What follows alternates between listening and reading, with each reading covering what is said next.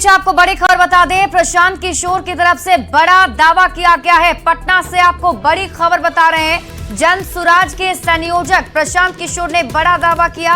उन्होंने कहा है कि बिहार में 243 सीट पर चुनाव लड़ेंगे, 40 सीट पर महिला उम्मीदवार उतारेंगे। 2030 में 70 महिलाओं को नेता बनाएंगे। महिलाओं के साथ जन सुराज की ताकत और महिलाओं की आर्थिक आजादी पर जोर दिया जाएगा।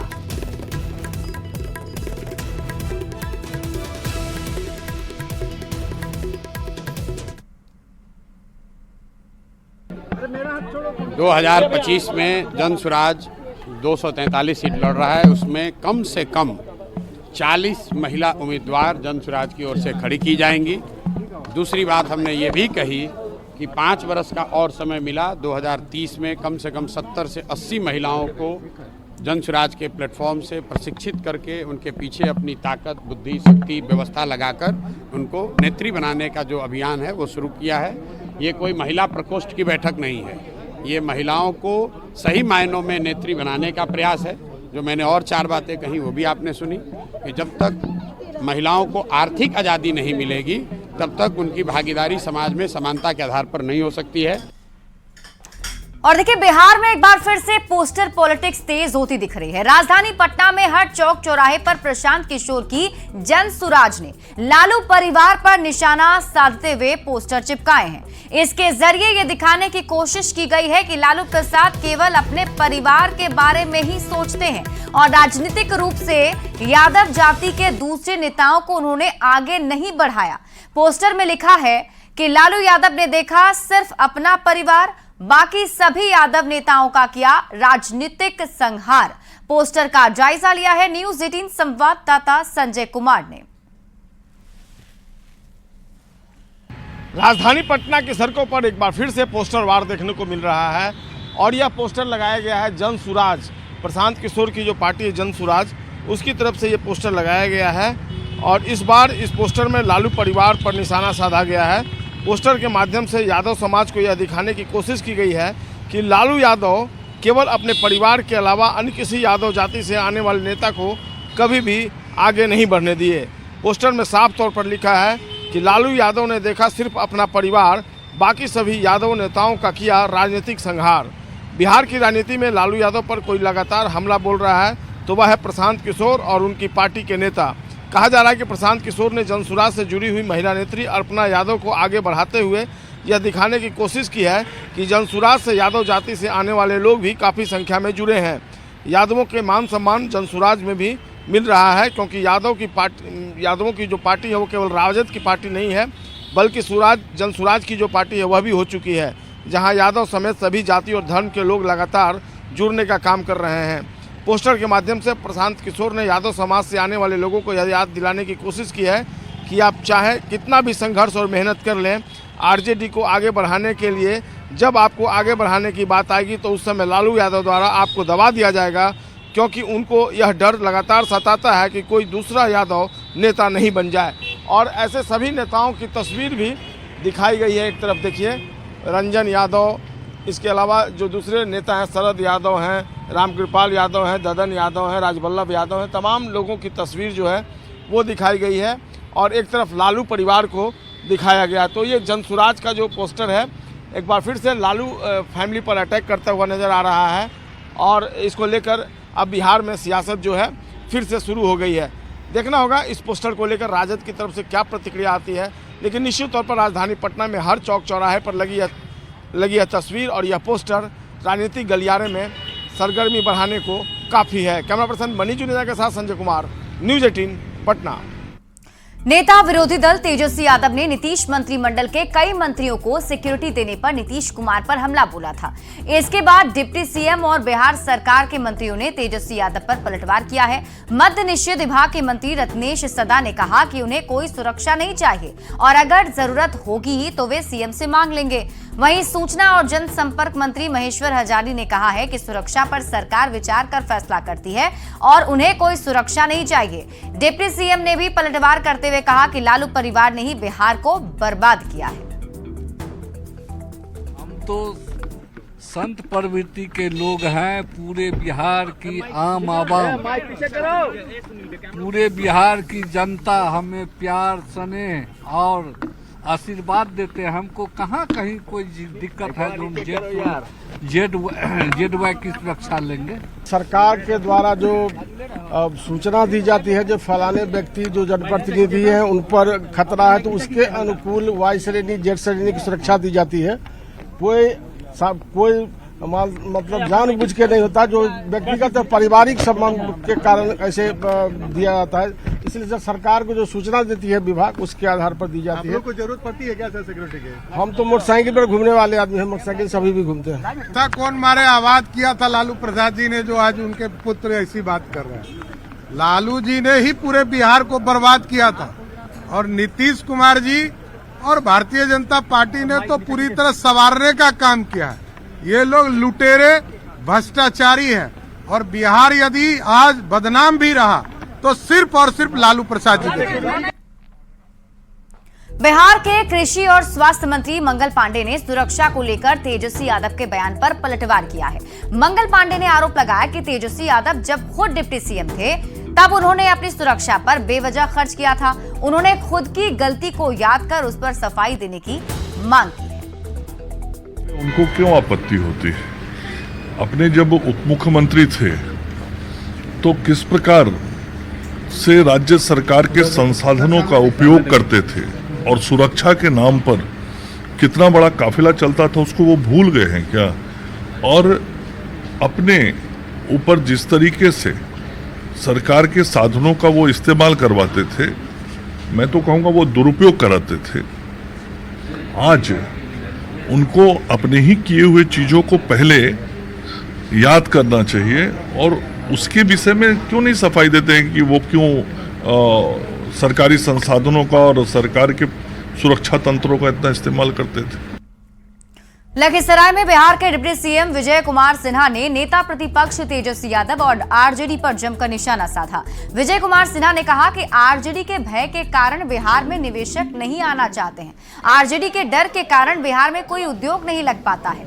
चोर दरवाजे से सत्ता में बैठने वाले और जंगल राज के खौफ की वजह से बिहार में कोई व्यापार नहीं करना चाहता, जिससे पूरे बिहार को हानि हो रही है। आपके कारण यहाँ पर निवेशक नहीं आया, उद्योग धंधे बंद हुए राजद के जंगल राज में। आज भी बीच बीच में चोर दरवाजे से आकर के ये राजद के लोग सत्ता में बैठते हैं, जिससे दहशत फैलती है और निवेशक आता नहीं है। हमारा बिहार पिछड़ जाता है। केंद्रीय कपड़ा मंत्री गिरिराज सिंह ने राहुल गांधी पर पलटवार किया है। गिरिराज सिंह ने कहा है कि राहुल गांधी देश भर में जातीय गणना की मांग उठा रहे हैं, लेकिन अपनी जाति नहीं बता रहे। गिरिराज सिंह ने कहा कि राहुल गांधी थेटरोलॉजी वाली राजनीति कर रहे हैं।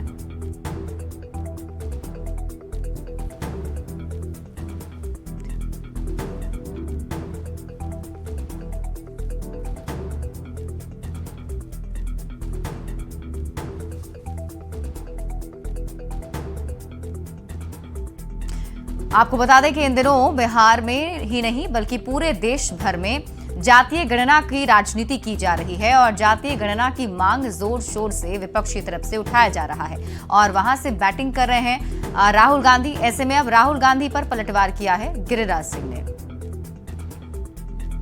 राहुल गांधी अब धर्म तो बता ही नहीं रहे हैं, इनका किस कास्ट में आएगा?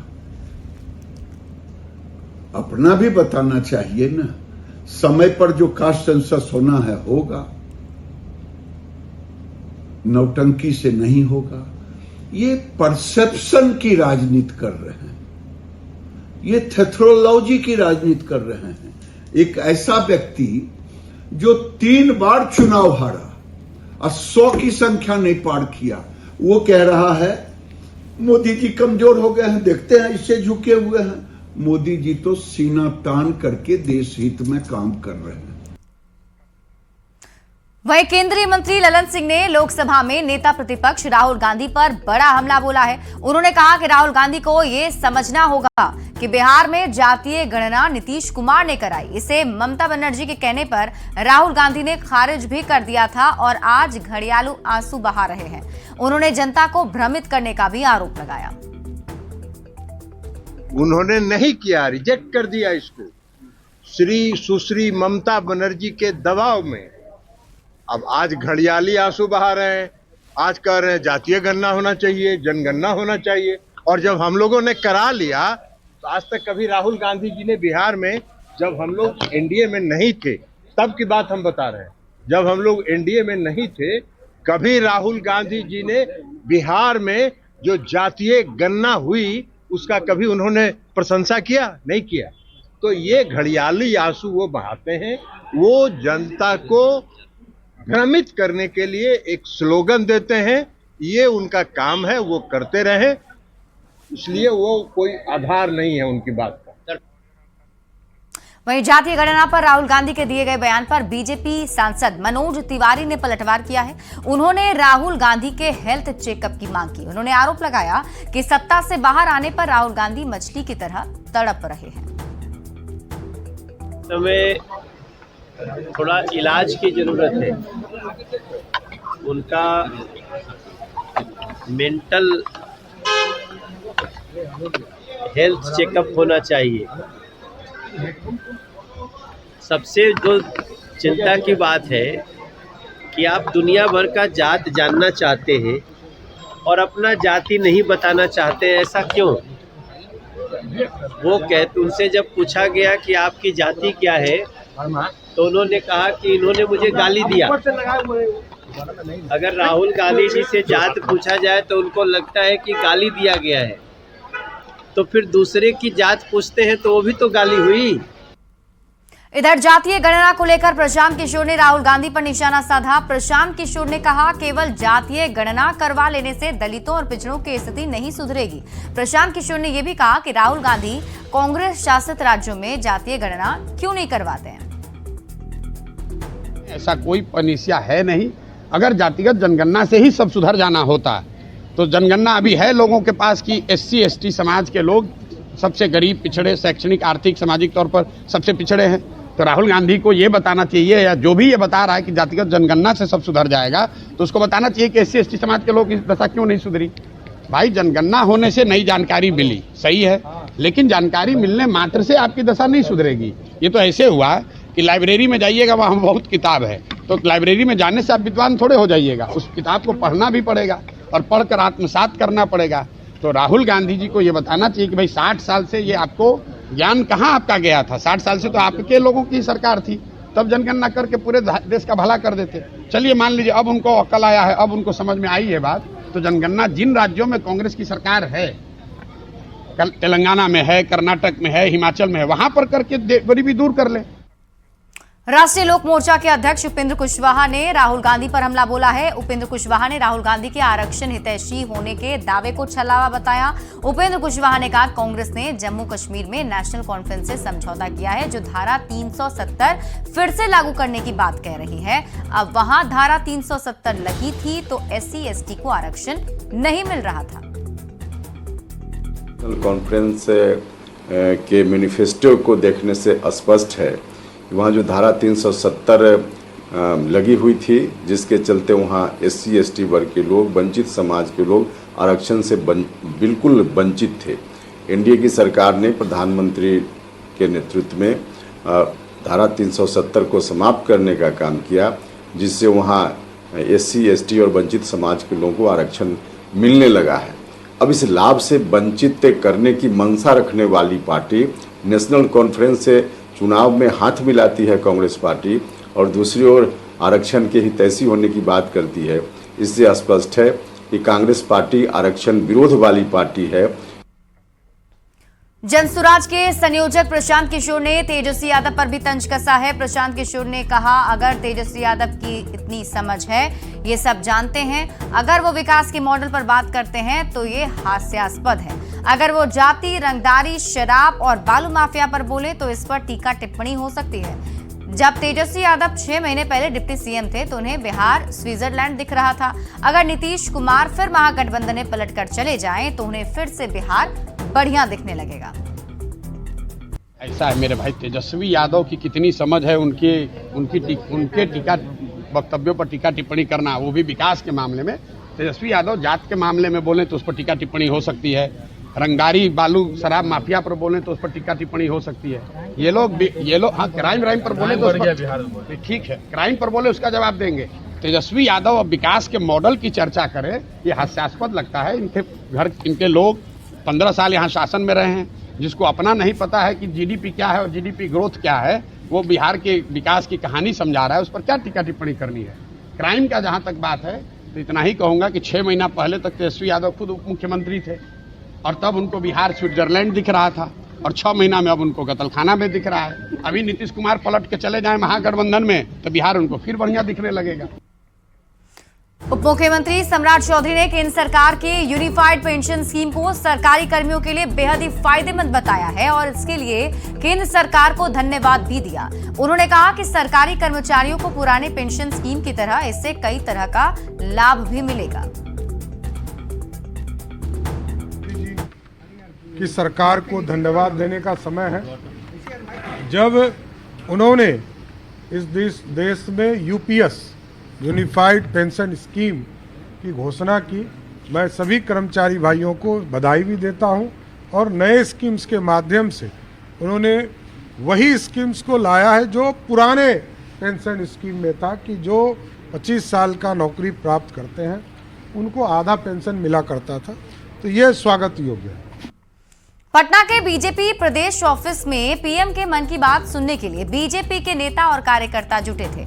इस मौके पर डिप्टी सीएम सम्राट चौधरी के साथ ही स्वास्थ्य मंत्री मंगल पांडे और सांसद भीम सिंह भी मौजूद रहे। डिप्टी सीएम ने पीएम मोदी के संबोधन को कई मायने में अहम बताया। पीएम मोदी की ओर से स्टार्टअप के साथ ही तिरंगा यात्रा और जानवरों से दोस्ताना संबंध रखने की अपील की उन्होंने सराहना की है। इसके प्रधानमंत्री जी लगातार कैसे भारत श्रेष्ठ हो, भारत के चीजें कैसे दुनिया का प्रोडक्ट बनकर निकले, इसकी चिंता लगातार मन की बात से कर रहे हैं और लाखों लोग, करोड़ों लोग इससे जुड़ भी रहे हैं और सबको आशा है कि देश के यशस्वी प्रधानमंत्री जी के नेतृत्व में भारत श्रेष्ठ होगा। लेट्स इंस्पायर बिहार अभियान की तरफ से पटना में आज स्टार्टअप समिट का आयोजन किया गया। समिट में बिहार के 250 से ज्यादा स्टार्टअप शामिल हुए। समिट का उद्घाटन उद्योग मंत्री नीतीश मिश्रा ने किया, जबकि बतौर मुख्य अतिथि एमएसएमई मंत्री जितन राम मांझी भी मौजूद रहे। लेट्स इंस्पायर बिहार अभियान का मकसद 2028 तक हर जिले में कम से कम 5 सफल स्टार्टअप की स्थापना है, जिसमें 100 से ज्यादा लोगों को रोजगार देने की क्षमता होगी। आज के स्टार्टअप समिट में बिहार के विभिन्न जिलों से पहुंचे युवाओं ने सफल स्टार्टअप का अनुभव साझा किया।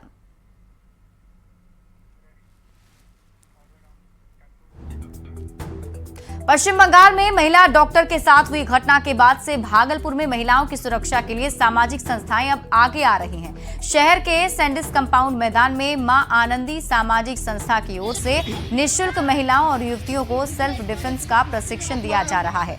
मां आनंदी संस्था की ओर से आयोजित निःशुल्क सेल्फ डिफेंस प्रशिक्षण में महिला और युवतियों के साथ काफी संख्या में स्कूली छात्राएं भी हिस्सा ले रही हैं।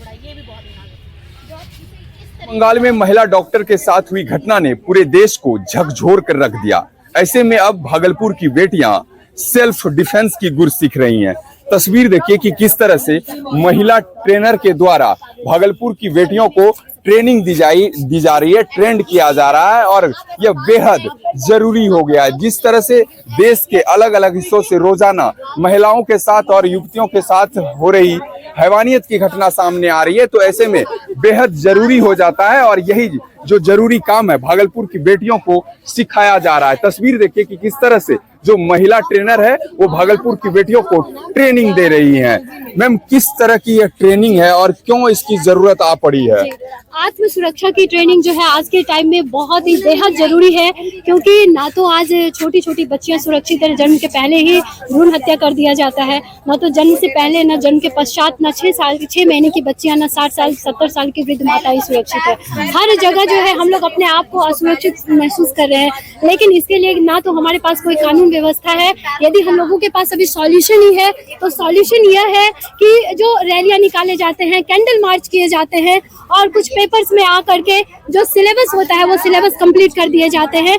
लेकिन आज यदि कुछ सॉल्यूशन चाहिए तो आत्म संरक्षण के लिए तो इसके लिए कानून व्यवस्था ठीक करनी होगी, एजुकेशन सिस्टम ठीक करना होगा। यदि जैसे आप स्कूल्स में है, स्कूल में जैसे और सब्जेक्ट कंपलसरी है, वैसे ही जो है आत्म संरक्षण करवा रही हैं। अभी ये आत्म संरक्षण का ट्रेनिंग, सेल्फ डिफेंस का ट्रेनिंग दिलाया जाता है। जैसे सडन अटैक हो जाते हैं तो उस समय ना तो कोई हेल्पलाइन नंबर काम आते हैं, ना कोई धन और कोई पैसा काम आता है। उस समय यदि सेल्फ डिफेंस की ट्रेनिंग रहेगी तो वो आत्म संरक्षण वो कर सकती है। चलिए एक बार फिर से ये तस्वीर देखिए कि किस तरह से जो भागलपुर की बेटियां हैं उन्हें ट्रेन किया जा रहा है ताकि अगर ऐसी कोई स्थिति उत्पन्न होती है तो उससे निपटा जा सके। विकास कुमार सिंह, न्यूज़ 18 भागलपुर। और फिलहाल इस बुलेटिन में अभी के लिए बस इतना ही। आप देखते रहिए न्यूज़ 18 बिहार झारखंड।